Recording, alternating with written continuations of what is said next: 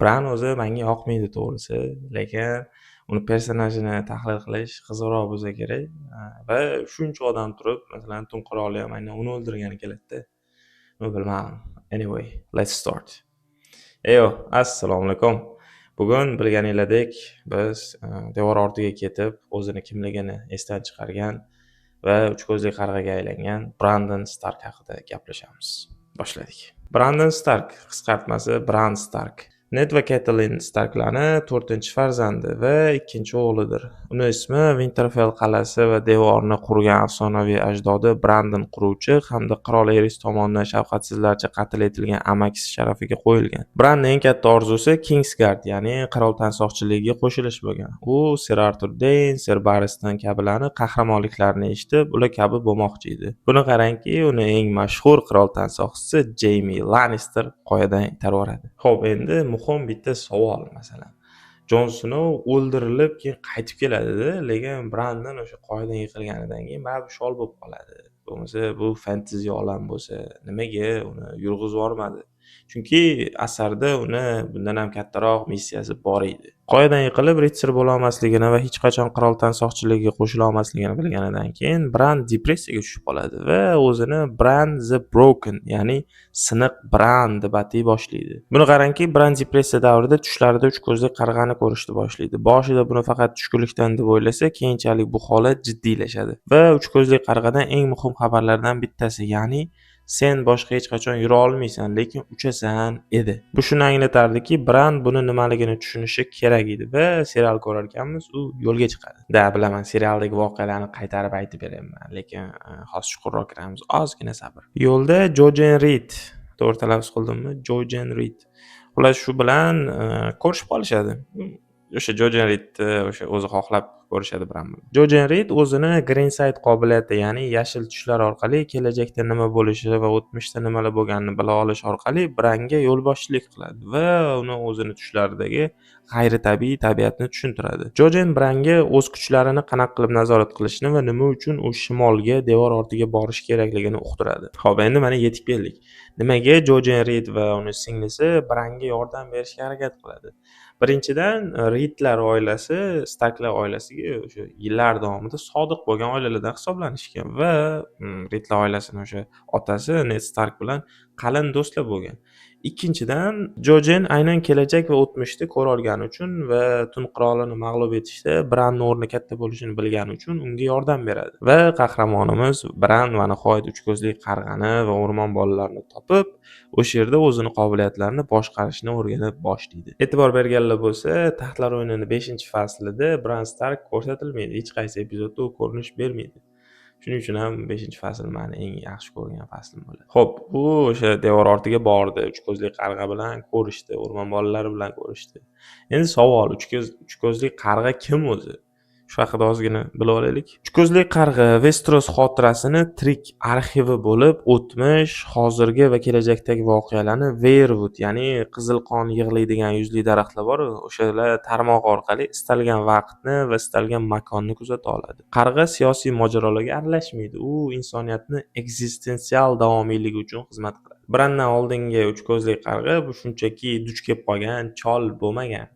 Uni o'zining tarixi bor. U Westeros tarixidagi eng mashhur, eng qudratli va qo'rqinchli figuralardan biri bo'lgan, ya'ni Brandon Rivers.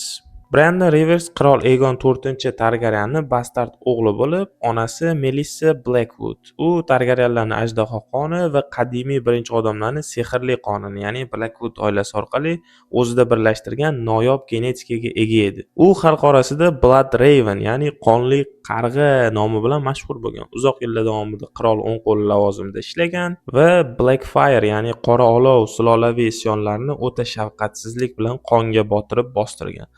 Odamlar qonli qarg'a hamma narsani ko'radi deb ishongan, sababi o'zini davrini varisi bo'lgan, hamma narsadan xabari bo'lgan odam. O'tmishdagi xatolar tufayli uni tungi qorovulga jo'natishadi va oradan ma'lum vaqt o'tib u qo'mondonga aylanadi. Qo'mondon bo'lib, devor ortidagi o'sha ekspeditsiyaga borganda izsiz yo'qoladi. Va bilib turganinglardek, u uch ko'zli qarg'aga aylangandi. Uni jismoniy tanasi g'orda ulkan Weirwood daraxtini ildizlari bilan qorishib ketgandi. U daraxt tomirlari orqali oziqlanib, o'z umrini g'ayritabiiy darajada yuzlab yillarga uzaytiradi va o'rmon bolalari bilan birgalikda insoniyatni tungi qorovuldan himoya qilish missiyasini o'z zimmasiga oladi. Va bilib turganimizdek, Bradni yoshi o'zi ancha katta bo'lib ketgani uchun endi o'rniga boshqa odam qo'yib ketish kerak edi.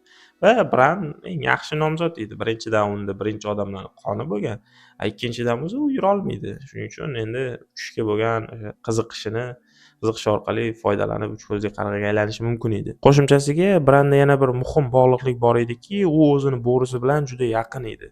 Bu Branga bir paytda ikki xil qobiliyatni, birinchisi Greensight, ya'ni o'tmish, kelajakni ko'ra olish uch ko'zli qarg'a bilan sodir bo'lsa, qo'shimchasiga u Vark qobiliyati, ya'ni real vaqtda hayvonlarning ongiga kirib, ularni boshqarish imkonini berardi. Buni Greensight qobiliyati asosan o'rmon bolalarini donishmandlariga beriladi. Ularni ko'rganlari obyektiv va o'zgartirib bo'lmaydigan faktlarga asoslanardi. Vark qobiliyati bo'yicha bo'lsa, bo'rilar bilan bog'lanish uzoq muddatli, xuddi nikohga o'xshash aloqani talab qiladi. Qaysiki Branda o'zini Summer bo'risi bilan yoshligidayoq mavjud bo'lgan element. Lekin varklikni o'ziga yarasha qonun qoidalari ham bor. Masalan, odam ongiga kirishga harakat qilish taqiqlanadi. Lekin biz serialni ko'rar ekanmiz, Bran Stark Hodorni ongiga ta'sir qiladi. Shu haqida ozgina chuqurroq. Bu hodisa kvant fizikasi va vaqt sayohati falsafasiga xos bo'lgan sabab-oqibat sirtmog'i deb ataladigan vaqt fenomenidir. Ya'ni kelajakdagi bo'ladigan hodisa o'tmishga ta'sir qiladi. Keyinchalik esa aynan o'sha kelajakdagi hodisani keltirib chiqaradi. Interstellar kinosida ham aynan shu vaqt fenomeni ishlaydi. Chuqurroq qiziqqanlar bo'lsa, mana bu ekranda chiqqan yozuv bilan qidirib o'rganib chiqsanglar bo'ladi. Casualty Loop. Xo'p, endi serialga qaytamiz.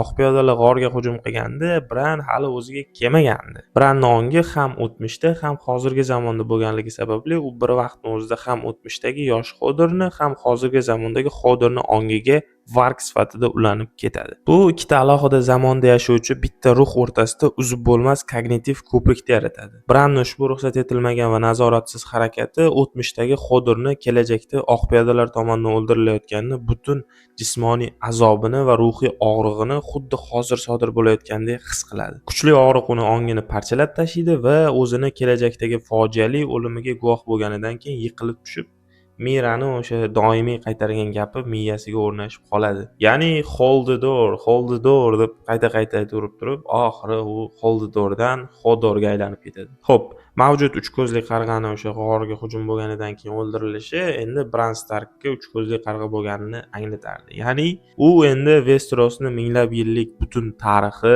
bilimlari va ma'lumotlari to'g'ridan-to'g'ri Branning kognitiv tizimiga yuklanishini anglatardi. Va biz aynan serialni shu yerdan Branni yo'qotib, uch ko'zli qarg'ani ko'ra boshlaymiz. Branni qutqarib olib chiqqan Mira Reed afsus bilan aytganidek, haqiqiy, sevimli va insoniy Bran Stark o'sha g'orda o'lgan edi. Xo'p, inson ongida uni shaxsiy xotiralari, yutuqlari, og'riqlari bo'ladi-da.